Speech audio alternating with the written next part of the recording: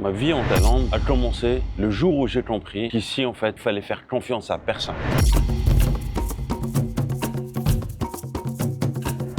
Quand tu arrives, il faut absolument faire confiance à personne. Alors, je ne suis pas là pour donner des leçons ou quoi que ce soit. Au fur et à mesure de mes rencontres, des différents reportages que j'ai pu faire, que vous avez pu voir sur la chaîne, vous avez vu qu'il y avait des belles histoires, des histoires heureuses, des histoires un peu moins joyeuses parfois. Évidemment, j'ai pu me rendre compte qu'il y avait évidemment un certain nombre de personnes qui ont réussi leur installation en Thaïlande, mais il est fort constaté qu'il y en a plein qui ont foiré.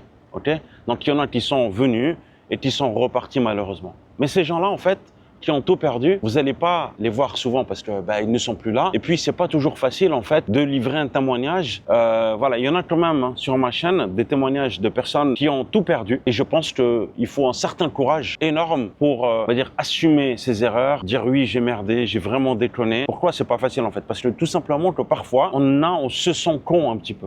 Ouais, j'aurais dû le voir. C'était si gros. Etc. Et donc, il y a plein de personnes, en fait. Parmi les erreurs les plus récurrentes, je pense que c'est ça. On fait confiance trop rapidement. C'est le schéma qu'on retrouve le plus souvent. Des gens viennent avec leur énergie. Vous savez, quand tu arrives en vacances, tu te dis « Waouh, la Thaïlande paraît être une destination magnifique de rêve ». Oui, c'est le cas. C'est une destination magnifique. Sauf que les personnes se précipitent assez souvent. Donc les gens que j'ai pu voir, c'est que en général, elles rencontrent une personne qui, on va dire, va utiliser quelques petits subterfuges. Écoute, je connais une personne très influente ici en Thaïlande, je connais la personne qui connaît tel commissaire ou je ne sais quoi, etc. Et ou je connais une personne qui connaît le meilleur avocat. En fait, avec ces superlatifs-là, qui sont souvent trompeurs. Et en fait, vous allez voir que les personnes vont investir toutes leurs économies dans un tel ou tel business foireux, vont acheter une maison, mais en fait, on achète la maison mauvais propriétaire, vont acheter une maison, mais en fait, ils n'ont même pas accès à la maison. Vous allez voir que vous allez acheter une maison, mais sur un terrain qui est inondable. Enfin bon, il y a pléthore d'anecdotes. Voilà, c'est pas le but de m'attarder là-dessus, mais c'est juste que pour rappeler la réalité un petit peu de la Thaïlande. C'est une destination magnifique, mais ça demande quand même une certaine préparation. Ça s'anticipe. On ne se dit pas, tiens, je change de pays, je vais à 11 000 km du jour au lendemain. Voilà, c'est pas comme ça. Et moi, à travers mes différents témoignages, vous l'avez vu sur ma chaîne, c'est que, voilà, ça fait plusieurs années, peut-être 5 ans maintenant, 4-5 ans que je suis sur YouTube. J'ai rencontré, je sais pas, j'ai fait plus de 300 vidéos, j'ai rencontré énormément d'entrepreneurs, de personnes qui se sont installées en Thaïlande. Et en fait, je suis arrivé au constat que je vois souvent un frame, c'est-à-dire un schéma récurrent qui se produit de plus en plus. Okay? Et en fait, c'est ça, c'est que les personnes que j'interviewe, c'est des gens qui sont, on va dire, en pleine installation, d'autres personnes qui ont réussi à passer le cap, donc qui ont monté leur business, leur restaurant. Donc quand un restaurant te dit « je suis là depuis 7-8 ans », sache qu'il est parti pour 10, 15, 20 ans. Okay? Mais parfois, vous avez des restaurants, et ça, je ne sais pas si vous l'avez vu dans mes reportages, certaines personnes qui ont ouvert un restaurant. Donc moi, j'aime aller voir les nouveaux entrepreneurs qui lancent un business. Mais sachez-le que parfois, il y en a en fait qui n'ont pas tenu 3 mois. Voilà. Alors peut-être, je ne sais pas comment je vais réussir à faire ça, mais avoir un témoignage de ces mêmes personnes-là qui sont passées sur ma chaîne, parce que le restaurant a fermé, il y en a un autre aussi, avant même que je publie sa vidéo, il a fermé, il a mis la clé sous la porte, voilà, malheureusement. Et en général, c'est ça, il y a plein d'erreurs et c'est souvent la mauvaise préparation, la précipitation, une ambition parfois un peu trop illusoire, je dirais. Et c'est pour ça que je dis faites attention.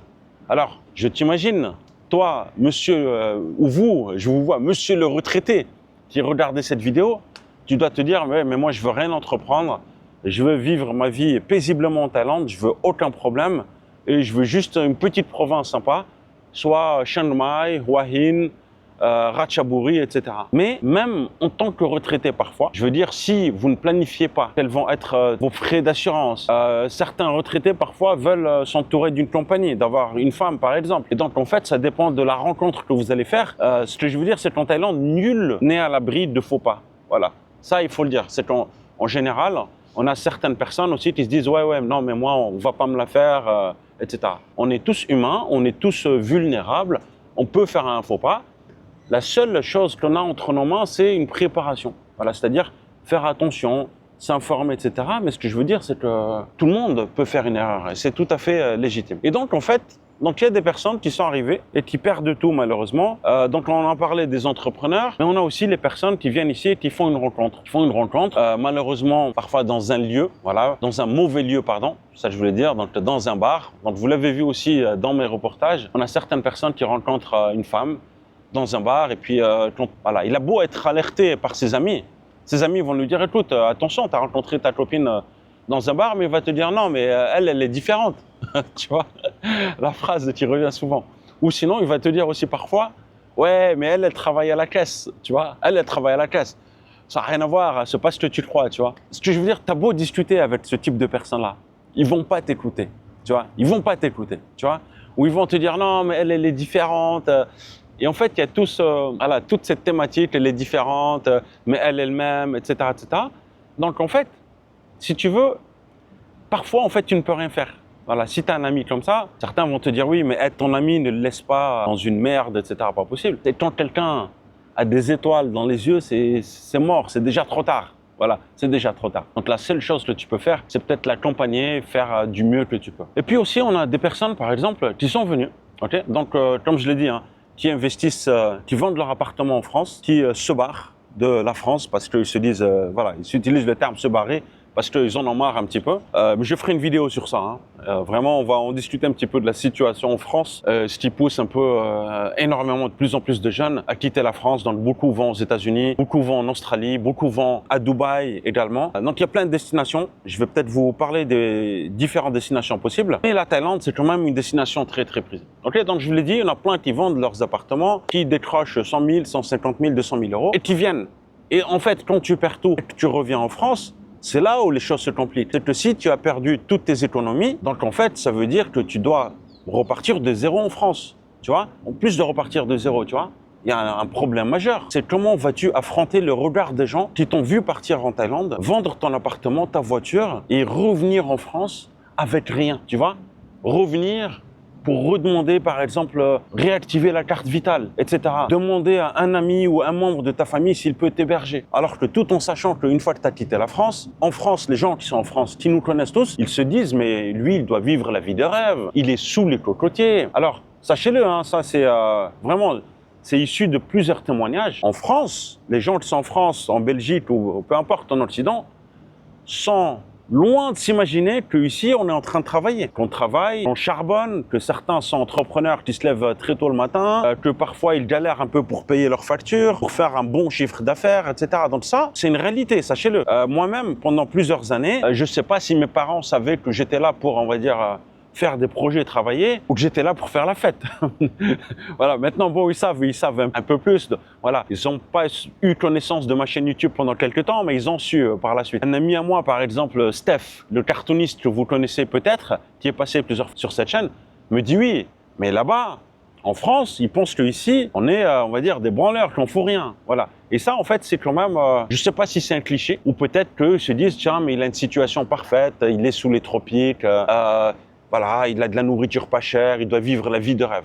En fait, c'est une vie agréable ici, mais comme l'être humain est un éternel insatisfait, ben on ne se satisfait pas. Je veux dire, après 2-3 semaines, la routine s'installe, l'exotisme s'estompe, et puis après, ben, on commence à s'ennuyer, on commence à avoir les problèmes, etc., etc. Donc voilà, c'est ça un petit peu, je veux dire, le schéma, le cheminement normal d'un immigré, d'un expatrié. Voilà, j'utilise les deux termes maintenant pour plus qu'il y ait de débats et de bagarres dans les commentaires. Donc ça, c'est quand même un point important. Et puis souvent, il y a un schéma qui est vraiment récurrent aussi. C'est les gens qui viennent ici pour trouver une femme. C'est vrai, oui, il y a des belles femmes thaïlandaises ici qui sont, on va dire...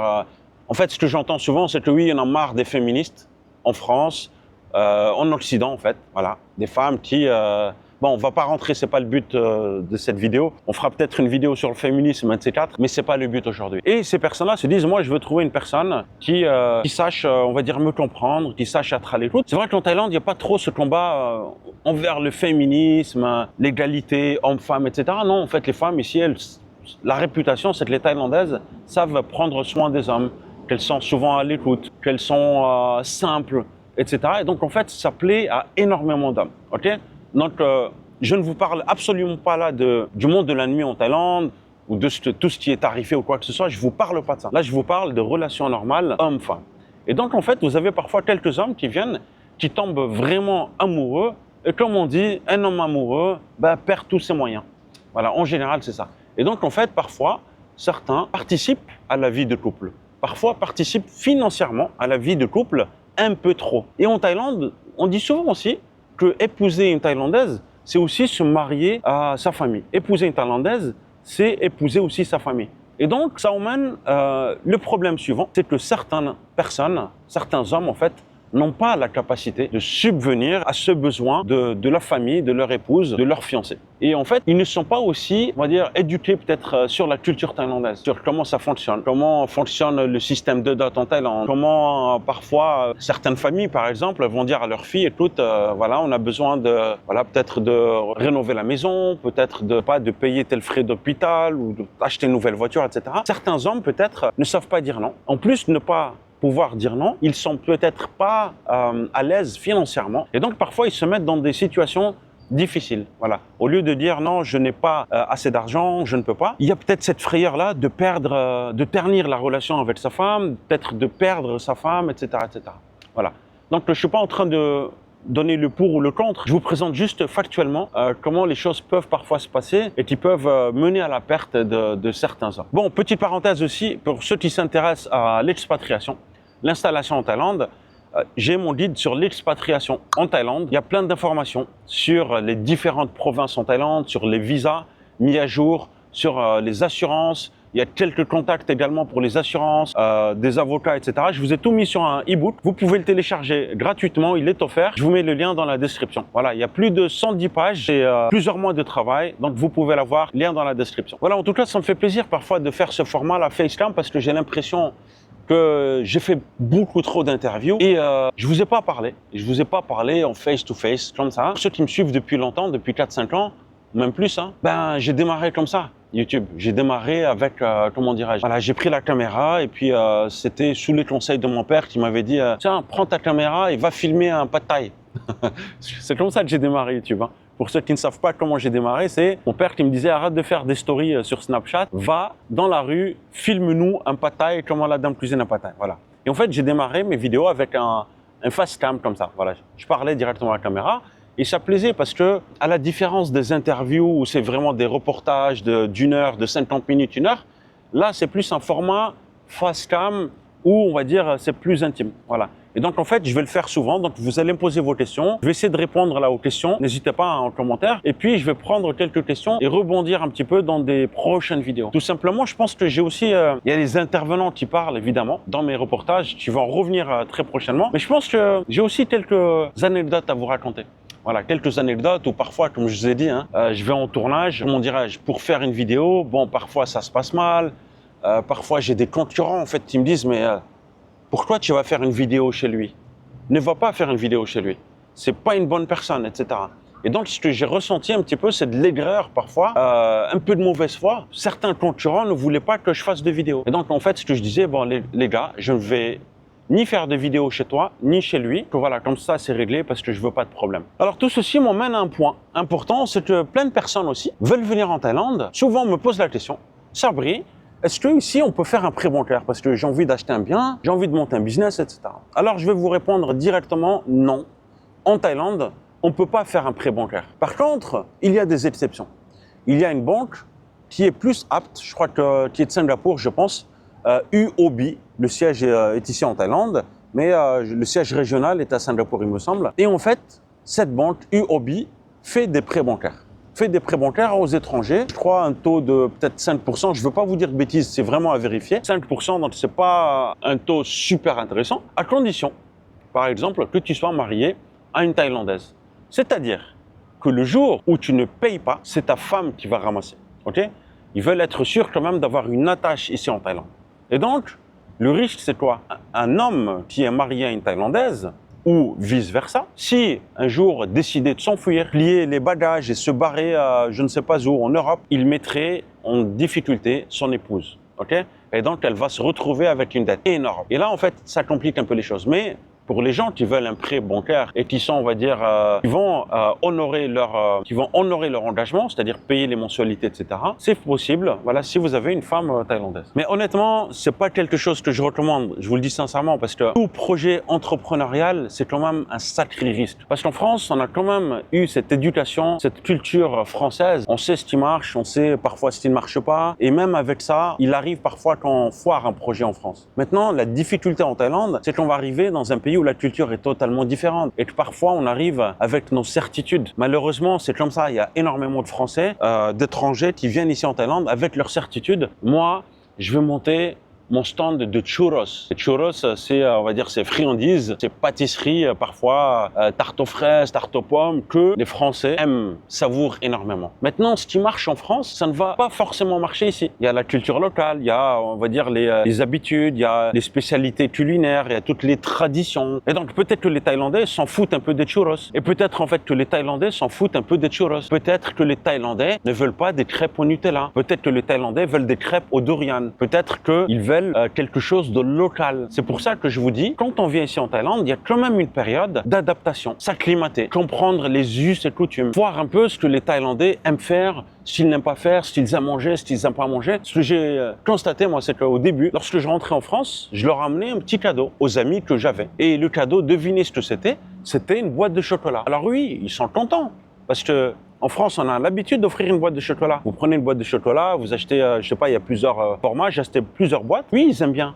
Mais en général, ils prenaient la boîte de chocolat, ils mangeaient, ils prenaient un seul chocolat et puis ils donnaient à leurs amis ou ils partageaient. Tout simplement que les Thaïlandais, en fait, ils n'aiment pas tout ce qui est sucré. Ils ont été éduqués pour ne pas manger trop sucré. Donc tout ce qui est sucré, c'est pas quelque chose qu'ils aiment. Alors je vous vois dans les commentaires, vous allez me dire, oui, mais Sabri, non, des boissons très sucrées, etc. Oui, parfois, il y a ça. Mais un chocolat, voilà, c'est pas quelque chose qu'ils désirent énormément. Et aussi, quand on vient en Thaïlande, pour lancer un business, par exemple, il faut quand même prendre en compte plusieurs caractéristiques. Est-ce que je vais lancer un business saisonnier où il va falloir charbonner pendant 3-4 mois et puis faire suffisamment d'argent pour survivre le reste du temps, ou se dire, tiens, moi, de toutes les façons, ça va pas être dans le tourisme, ça va être un business à bon cœur. Et là, en fait, je vais faire un revenu mensuel et qui va être stable, en fait, pendant toute l'année. Et là, on va dire, c'est un peu moins risqué. Et puis aussi, quand on lance un business, il faut se dire, est-ce que je vise les étrangers, les communautés de pharaons d'étrangers occidentaux, ou est-ce que je vise les locaux? Ça aussi, ce sont deux domaines diamétralement opposés. Voilà. Alors, je vous dis pas ça pour vous démoraliser ou quoi que ce soit, mais juste pour vous dire que de la nécessité, quand même, de prendre en compte l'aspect culturel quand on vient en Thaïlande. Quand on dit choc culturel, c'est pas juste pour faire joli, c'est qu'en fait, ça a des répercussions sur tous les plans, le plan personnel, le plan business, le plan amoureux, le plan sociétal, le plan amical. Vous voyez ou pas? C'est ça un choc culturel. Je pense que plus vous allez être sensible à ça, comprendre ça, et plus votre expatriation va bien se passer. Bon, écoutez, j'espère que vous avez apprécié cette vidéo. Et puis les personnes qui souhaitent passer à l'étape supérieure, s'installer en Thaïlande, je propose un accompagnement pour vous aider dans vos démarches d'installation en Thaïlande. Que vous soyez retraité, famille, en couple, digital nomade, vous avez la possibilité de vous faire accompagner par une équipe d'experts. Je vous mets le lien dans la description. N'hésitez pas à me dire en commentaire ce que vous souhaitez comme prochaine vidéo. Prenez soin de vous et je vous dis à très bientôt. Ciao, ciao!